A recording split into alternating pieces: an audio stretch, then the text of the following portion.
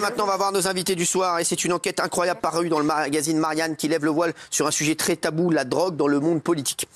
Après les témoignages très forts d'anciens collaborateurs parlementaires ou les récits de certaines soirées, on en apprend beaucoup en pleine affaire Pierre Palmade. Ça le relance évidemment toutes les rumeurs sur la cocaïne dans le monde politique, le monde du spectacle, le monde médiatique. Ce soir, on vous dit tout sur cette enquête politique, sur Pierre Palmade aussi, les dernières infos, sur la drogue avec Myriam Palomba et Gérard Fauré, l'ancien dealer du Tout Paris, qui sera avec nous dans un instant. Petit récap, c'est parti. Le mois dernier, Pierre Palmade provoquait un grave accident de la route sous l'emprise de stupéfiants. Son train de vie lui imposait d'avoir au moins 6 000 € par mois pour acheter sa drogue. Et après les révélations sur la consommation de drogue de l'humoriste, le magazine Marianne a publié cette une. La coke et nos élites, la fin de l'impunité. Dans cette enquête choc, l'hebdomadaire fait d'étonnantes déclarations sur la cocaïne et les politiques. D'anciens collaborateurs d'élus s'y sont exprimés et l'un d'eux affirme même qu'un député n'hésitait pas à se procurer de la drogue à côté de l'Assemblée grâce à ses frais de mandat. Mon député faisait un usage quotidien de la cocaïne. Il en proposait à son équipe. Révélation choc sur les politiques, Palmade, les confidences du dealer de Tout Paris ce soir dans TPMP.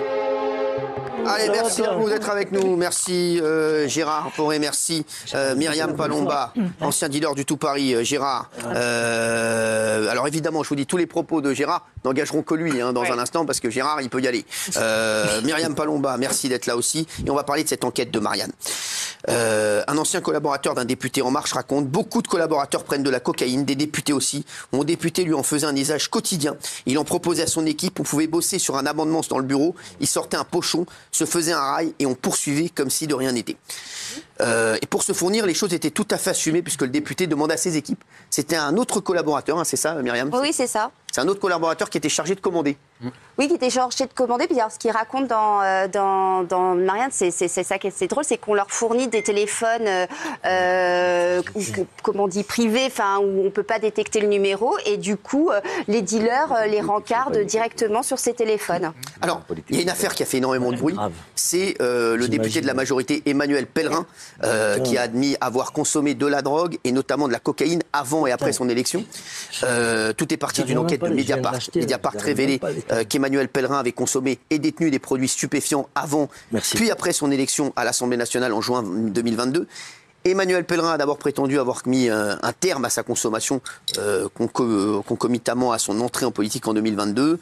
Et face aux éléments de Mediapart, il a changé sa version, c'est ça? Ouais, il a changé sa version. Alors au début, s'il n'y avait pas eu la pression de Mediapart, il n'aurait certainement pas été entendu par la commission disciplinaire de son parti. Et donc, ce que raconte de Mediapart, c'est que finalement, il a été aussi alerté par des gens haut placés comme M. Solaire, qui est proche de M. Emmanuel Macron, qu'une enquête judiciaire avait été ouverte. C'est un ami en plus, Solaire. Oui, non, mais c'est ce que dit. Moi, je ne fais que retranscrire ce que dit. Oui, Gilles. Et ce qui est hallucinant dans la première histoire que vous racontiez, c'est que pour pas que ça se voit, il piochait dans l'enveloppe parlementaire, mais pas plus de 150 € à chaque fois, sinon vous devez justifier des frais que vous dépensez. Il pouvait utiliser 150 € en liquide sans justifier, et visiblement l'argent public, en tout cas à hauteur de 150 € par semaine, pouvait servir à ce genre de choses. Et en toute impunité. Et alors, on raconte aussi qu'il y avait, quand on prend de la cocaïne, on peut faire ce qu'on appelle des rails avec des pailles. Et donc, dans la poubelle, ils mettaient les pailles tranquillement. Donc, ça fait vraiment un système. Alors, c'est des cas individuels, mais c'est plusieurs cas. Ça fait un système vraiment où, à l'Assemblée, des députés, impunément, comme ça, se servent en cocaïne. C'est vraiment choquant. Alors, si les responsables politiques quand tu jettes une paille, il faut jeter une canette aussi, sinon tu te fais gauler. Merci. On trace. Si les responsables politiques sont parfois soupçonnés de prendre de la cocaïne, ou si certains en sont même directement accusés, chut, s'il vous plaît, merci. C'est aussi parce que les effets seraient intéressants pour eux à la base.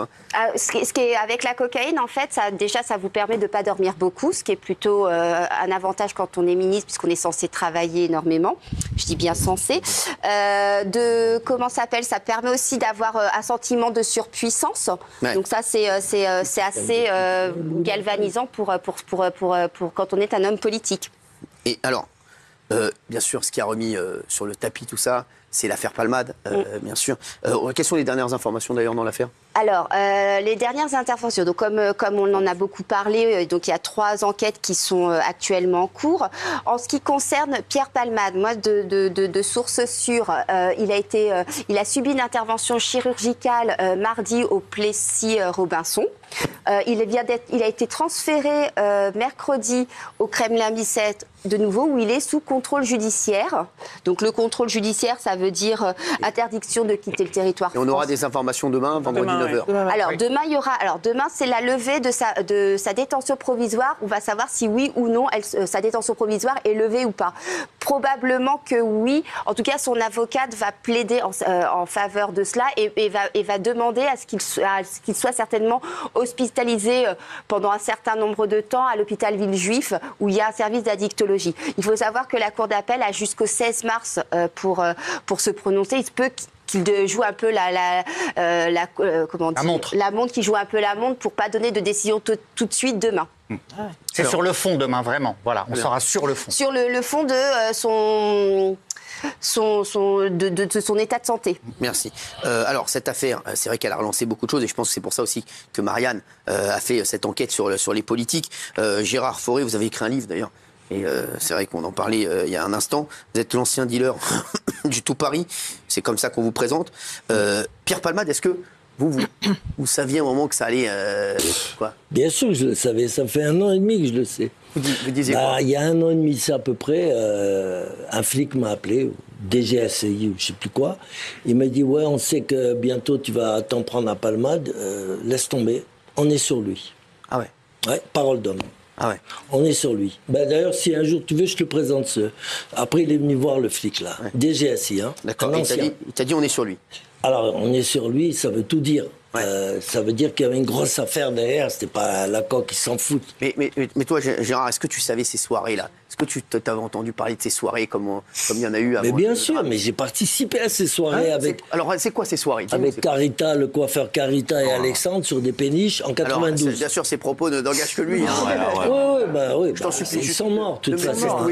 J'ai Non, l'habitude de parler de morts. Ne mets pas mon coiffeur, s'il te plaît. Non, parce que je pas des bonnes habitudes. Non, mais juste Gérard, et c'était quoi ces soirées ? Raconte-nous, parce que les téléspectateurs, nous, on a envie de savoir, c'est quoi ces soirées ? Il passe quoi ? Quelle histoire, là, quoi ? Celle-là, là ? Non, ces soirées, il se passe quoi ? Passe quoi ? Il se passe quoi ? Oui, pas Charles Pasqua. Là, demain, il y a les enfants, il y a les petits-enfants. Il y avait Charles Pasqua. Toute l'Assemblée regarde l'émission, ils sont comme ça. Qu'est-ce qu'il va dire ? Non, mais Gérard, il se passait quoi dans ces soirées ? Il se passait qu'il y avait beaucoup de petits-enfants. Quoi Des petits-enfants. Non, mais je déconne pas. Dans les péniches de Carita et de trucs là sur la scène, il y avait des petits-enfants. Et je vais peut-être aller plus loin, je peux pas le prouver, mais bon, si Palmade se trouve en face de moi un jour, je vais lui mettre ma main dans la gueule, parce que ce qu'il faisait à Marrakech déjà, c'est pas très net. On va dire, allez, c'est à cause de la coque. Alors, on rappelle que ces propos n'engagent que toi. D'accord. Moi, je l'ai connu en 86. Ouais. C'était l'anniversaire de Thierry Leluron. D'accord, ouais. Et Thierry avait un petit copain qui s'appelait Fabrice, je ne sais pas si vous en avez entendu parler. Et lui, il a essayé de lui piquer son petit Fabrice. Il avait 18 ans, quoi. D'accord. Donc Pierre Palmade a essayé de pécho le mec de... De pécho Fabrice. Donc il l'invitait régulièrement, toutes les demi-heures, il disait, viens, on va aux toilettes, se mettre une ligne. C'est pas moi qui l'avais fourni, ce jour-là. D'accord. Et Thierry s'est énervé, il lui a mis une baffe dans la gueule, il a dit tu viens plus dans cette discothèque, c'était l'atmosphère, je sais pas si tu as connu l'atmosphère. L'atmosphère avait l'air pas mal. Oui, l'atmosphère elle était douteuse. Et donc et il a dit au patron, là, c'était un mec, je me rappelle plus de son nom, il a dit si ce type-là tu le laisses rentrer encore une fois ici, je te ruine ta discothèque, voilà. Ça c'était la première impression que j'ai eue de Palmade. Moi j'ai trouvé que c'était un odieux personnage. Après je me suis dit bon, il prend de la coque, ça peut excuser tout ça, mais tu l'as déjà fourni toi? Non, jamais. Jamais. Pourtant je lui avais donné mon téléphone. Ouais. Je l'avais trouvé sympa, mais bon après c'était pas mon problème. Il drague le Fabrice de Thierry Leluron, ça me regarde pas. À cette époque et même maintenant, Gérard, est-ce qu'il y a de la drogue partout dans les soirées? Ah, il y en a partout, partout. Vraiment. Mais Et ça se passe comment? Ils font ça où? Ils font ça quoi, aux toilettes? Mais dans mes bouquins, j'en parle. J'ai dit, mais il y a des endroits, bon, au Vatican, par exemple, on va... Ah ouais, quand même. Le Vatican... Alors, ces propos n'engagent que lui, on va crier. Place Saint-Pierre, sur la rambarde, C'est dans mon la tome petite carte de 2. crédit. Non, dans ton Cyril, tome 2. c'est dans mon tome 2. Ouais. Dis-moi alors, Mon au Vatican. beau-père était ambassadeur de France au Vatican. Ouais. Bernard Noël, ils sont tous Et donc décédés. au Vatican, qu'il se passait quoi pour toi?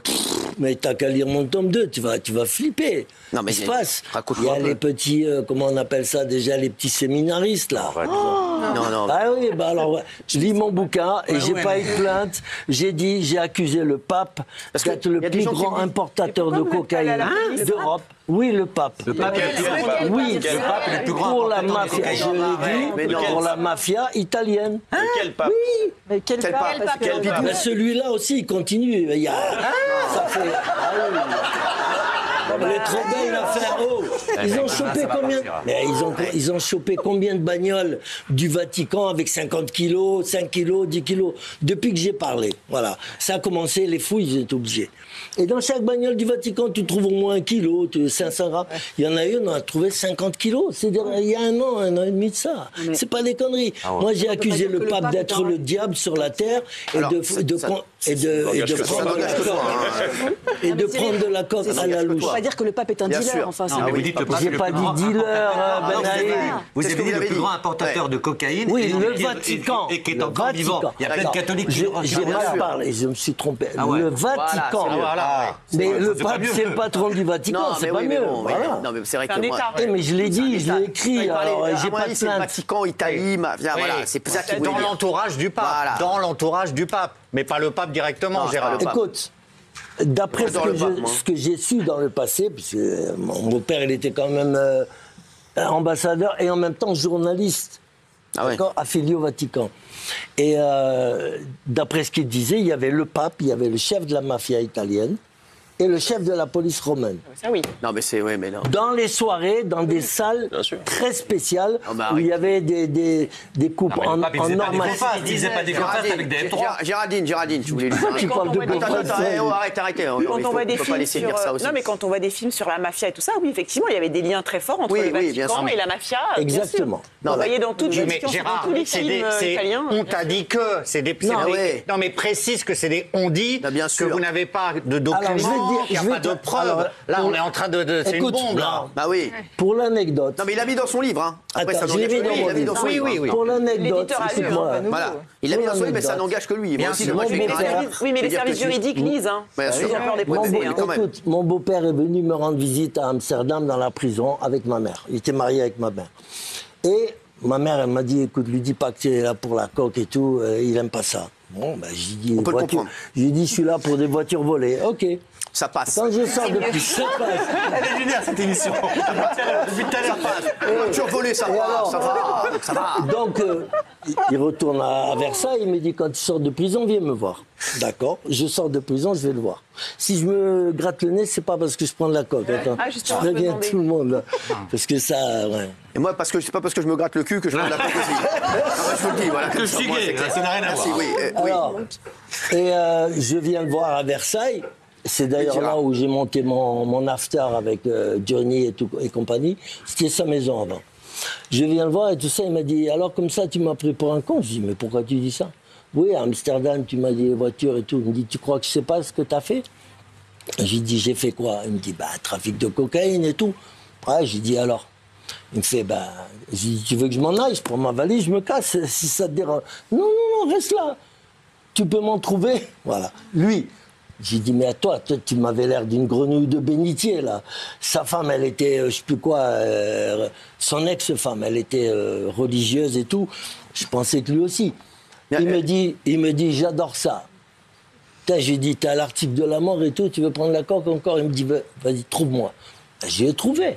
D'accord. Et c'est là qu'on a pris la confiance. Gérard. Et qu'il m'a parlé du Vatican, il m'a tout raconté. Gérard, tu sais que c'est très grave hein, ce que tu dis. Voilà, bah, en tout cas, ça va. Non, c'est pas non, grave mais si je pour te dis, toi. est-ce que tu peux être attaqué en diffamation Bien sûr. pour ce que tu dis ce soir? Est-ce que tu en es conscient ou pas du tout?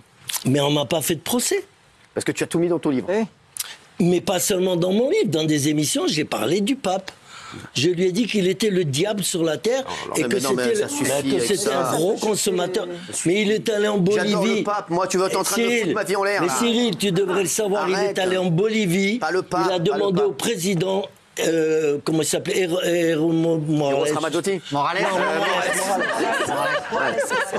Il lui a dit, Evo Morales, il lui a dit, il paraît que vous avez la meilleure coque du monde en Bolivie. Mais ma parole d'honneur que c'est vrai. Mais vérifie. Pas le pape. De la coke. Pas le pape. Non mais arrête de le chauffer. Pardon, mais je chauffe pas, Cyril, j'entends des choses Il a bu à la coca. Écoute-moi, non seulement il tape de la coque, mais il le dit tout haut, tout fort. Il le dit non plus, Oui, Gérard. monsieur, il l'a dit et je l'ai rattrapé là-dessus. Il l'a dit en espagnol. Alors, si tu permets, je vais t'expliquer. Il a pas dit la tortilla, c'est coca. Non, il a dit Il a dit, je prends une omelette et un coca zéro. Écoute-moi, je connais bien l'Argentine. Il a dit Yo sigo el diablo. Non, mais. Qu'est-ce que ça veut dire d'après toi? Faut entendre ça. La traduction Yo sigo el diablo. Ça veut dire je suis le diable. Le diable. Bah, ça veut pas dire. Et le diable en Argentine, c'est la cocaïne. Voilà. Et moi, je l'ai rattrapé là-dessus. Est-ce qu'il m'a fait un raccourcis, là, quand même. Moi, je vais te dire, Là, c'est des raccourcis. moi, je dirais que je déteste m'attaquer aux institutions religieuses et le pape. Eh ben oui, mais grand si on respect pour lui. déteste tous, ils Ça, vont je peux- continuer à ça, je peux pas pourrir le la croire. France Ça, et ce le que tu monde. dis, ce que tu dis, C'est tout. je peux pas le croire. Après, on était sur Pierre Palmade quand même, on s'est retrouvé sur le pape. Non, mais c'est vrai. Ce qui sort aujourd'hui sur Pierre Palmade, c'est On m'a qu'il dit que dans tes émissions, ça déconne. ouais, mais là, ça déconne un peu trop, là, c'est pas déconner, là. Non, parce que moi, tu sais que c'est vrai, je suis fou du pape. En plus, je l'aime bien, celui-là. Ce qui sort sur Pierre Palmade aussi, c'est ses addictions, le chemsex, les piqûres. Tu connaissais tout ça? Quoi? Bon, le chemsex est apparu en 92, quand l'ecstasy était libre encore. L'ecstasy. Tu prends des trucs, toi? Tu prenais des trucs ou pas, Gérard? Tu prenais des trucs, toi, Gérard? J'ai pris de l'ecstasy, pas plus. Ah, pourquoi ça? Avec la coque, bien sûr, ça c'était Là, à la base. t'as arrêté, là. T'as arrêté, là. Ah mais oui, carrément, j'ai plus besoin. Est-ce que tu peux dire au moins un message pour tous les jeunes qui nous regardent et tout? Est-ce que toi, tu peux dire... C'est de la merde. Mais j'arrête pas de le dire. Redis-le, ce soir. Mais je dis, pour les jeunes d'aujourd'hui, je dis, mais arrêtez de prendre, c'est de la merde. Ça va les rendre fous, ils ont qu'un cerveau. Et le meilleur exemple, c'est Pierre Palmade. Voilà ce qui arrive aux gens qui vont un peu trop loin. Chaque fois plus loin, mais Pierre Palmade, il a été beaucoup trop loin. Comment on peut... Mais un type intelligent, il m'a pas l'air d'un con, Palmade. Il avait l'air assez intelligent pour faire ces trucs, ces sketchs et tout ça. Et tout d'un coup, voilà que monsieur, il prend du 3-MMC. Mais quoi? Mais il est malade. 3-MMC, c'est gravissime. Alors le 3-MMC, c'est la drogue de MDMA. Ouais. Et les amphétamines. Alors quand tu sais... Je croyais que c'était des compagnies d'assurance, moi. Hein? Je croyais que tu me parlais de compagnies d'assurance. Je croyais même MDMA, non, je suis à la maternité, moi. Quand tu sais que 1 gramme de MDMA, 1 gramme, on fait avec 1 gramme de MDMA, on fait à peu près 8 à 10 ecstasy. Ah, je croyais que tu allais me dire 8 à 10 couscous. Alors quand tu prends un ecstasy, déjà... Non, c'est incroyable. Mais sexuellement, un ecstasy, ça t'envoie vraiment l'air 7e ciel, même 70e ciel. Non, mais il ne faut pas dire ça. Il ne faut pas dire ça. Mais je dis que c'est très nuisible. Après, je dis qu'il faut payer l'addition.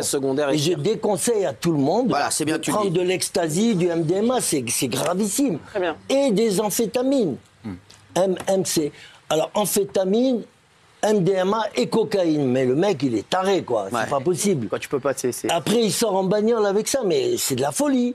Je sais pas, moi, je comprends pas qu'il en soit arrivé là. Bon, je sais qu'il n'est pas très net. J'irais même à dire qu'il y avait peut-être, hein, là, j'affirme rien, mais il y avait peut-être une histoire d'adrénochrome dans l'histoire. Adrénochrome, mais putain, vous êtes quoi? Oui, mais c'est la vérité, mais réveillez-vous, mon Dieu, merde, réveillez-vous. Attends, Gérard, c'est quoi ça? Alors là, ce serait en fait que plein de stars utiliseraient les sacrifices d'enfants pour boire leur sang afin d'avoir la jeunesse éternelle. Non, mais là, c'est Cyril. les mecs, stop, et rideau, là, les mecs, et quoi, là, vous êtes naïfs, Non, mais lequel on est naïf? Il y avait des enfants dans la maison de Palmade. Mais non, c'est pas ce qu'il a dit. Il touchait aux enfants de 6 à 9 ans. Mais non, arrête. Il a dit lui-même à qui? Tu peux pas dire ça, Gérard. Celui qui l'a balancé. Ah, celui qui, mais il peut dire n'importe quoi, il a dit n'importe quoi, c'est celui qui l'a balancé. Mais pourquoi vous mettez toujours tout en doute? Tout ce que j'ai dit jusqu'à présent, c'est avéré juste et vrai. Alors moi, t'as dit que je prenais de la coke, moi. Hein? T'as dit que je prenais de la coke, moi. Qui? Donc c'est faux. Moi, t'as dit moi. Je l'ai vu dans une interview. Je l'ai pensé. Bah, tu l'as pensé, bah parce oui. qu'on me l'a dit. Mais qui te l'a dit? Un flic. Mais il t'a dit une grosse connerie.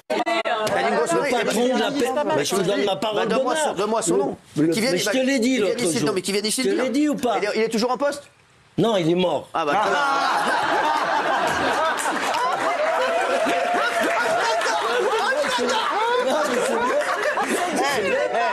Il y a beaucoup de morts. Il y a beaucoup de morts. Aucun lien avec ce qu'il avait dit sur Cyril.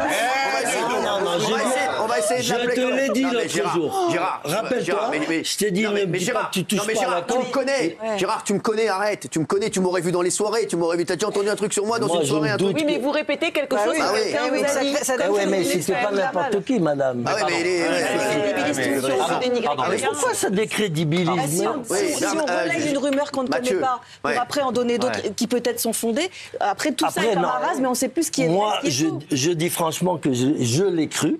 Parce que je vois qu'il est tellement énergique, ce mec, je me dis que. Oui, mais Gérard, il trouve pas ça dans les bananes. Je peux vous poser une question. Je peux vous poser une question. Si vous vous êtes trompé sur Cyril, comment vous pouvez arriver sur ce plateau et dire deux choses qui ont été horribles?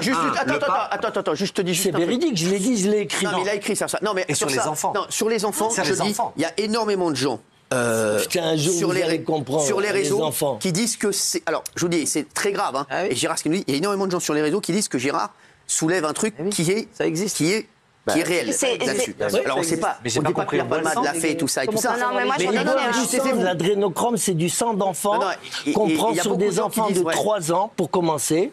J'ai envoyé en prison, là, en HP, une nana qui voulait vendre sa fille. On lui a enlevé sa fille.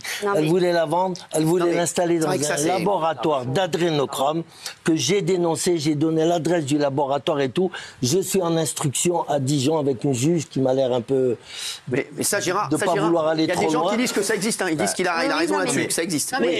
Céline Dion, elle en prend. T'as vu la tronche qu'elle a? Non, mais non, arrête, non, Céline Dion, elle peut pas en prendre. C'est pas Céline Dion, je l'adore. Je l'ai dit 50 fois. Arrête pas Céline Dion, elle est magnifique. Je l'ai dit 50 fois. Non, pas Céline Dion, pas Céline Dion. J'ai fait effectivement un article sur l'adrénochrome dans le magazine Choc là-dessus. Effectivement, c'est quelque chose qui n'est pas totalement dément. Et même si je ne vais pas confirmer ce que dit Gérard Fauré aujourd'hui, c'est quelque chose dont on parle beaucoup en ce moment. Elle a raison, Myriam. Non, on dit pas que voilà, ce dont on parlait le fond. Mais en tout cas, c'est une pratique. Apparemment, ça existe. Et ça, il a raison de le dire. Parce que ça, c'est très grave aussi. Ce qu'il dit, Gérard, c'est important qu'il le dise. Il a raison de le dire. Mais en revanche, quand il dit, je pense que dans la maison de Palmade, il y avait ça, là, Gérard. Là, c'est trop loin. Là, c'est trop loin. Pas dit sur les enfants, sur dans la maison de Palmade, j'ai pas dit ça. Tu défends mes dires. J'ai dit, je pense qu'il y a une histoire d'adrénochrome dans cette histoire. C'est tout. Ça démarre au Maroc, à Marrakech. Mais sur les enfants, sur les Palmade, je l'ai connu il m'avait invité dans son anniversaire il y a 15 ans de ça. Et j'ai vu qu'il y avait trop de petits garçons. D'ailleurs, j'ai attaqué Yves Saint-Laurent et Pierre Berger au tribunal. J'ai gagné l'affaire. T'es au courant? Non, je ne suis pas au courant. Ah, voilà. Personne n'a jamais... Si, Salim Laibi avait attaqué ces 2 pédocriminels. Et il a perdu. On lui avait mis 6 mois de prison et 50 000 € d'amende. Il a fait appel, et en appel, il m'a pris comme témoin, Salim Laibi. Tu peux vérifier. Je suis passé au tribunal, j'ai gagné haut la main l'affaire. J'ai dit que ces gens-là étaient... Bon. Et après, c'est son chauffeur qui a confirmé mes dires. Tout ce que je dis finit par sortir et être avéré. Et voilà. C'est tout. Merci. Oui, mais quand même, une petite question. Mais ces enfants, justement, ils viennent d'où et ils sont à qui? Ils sont kidnappés ou ils viennent... C'est des enfants... Mais oui, ils sont kidnappés. Il y a 58 000 disparitions par année d'enfants et tout ça. On en retrouve les 2 tiers. Alors où est le troisième Merci Gérard d'avoir été avec nous. Et en Ukraine, ils partent en Ukraine. Il y a des Roumains qui viennent kidnapper des enfants en Espagne, en Italie. Non, mais c'est incroyable. Gérard, merci Gérard. Merci Gérard. Attendez. Vous avez tous peur, c'est croire. Mais non, merci Gérard d'être venu. Merci Gérard. Mais on a abasourdi Gérard, t'as vu ce que tu nous dis? Pardon, on est à droite de Crône. Mais regarde Macron, alors Macron. À demain.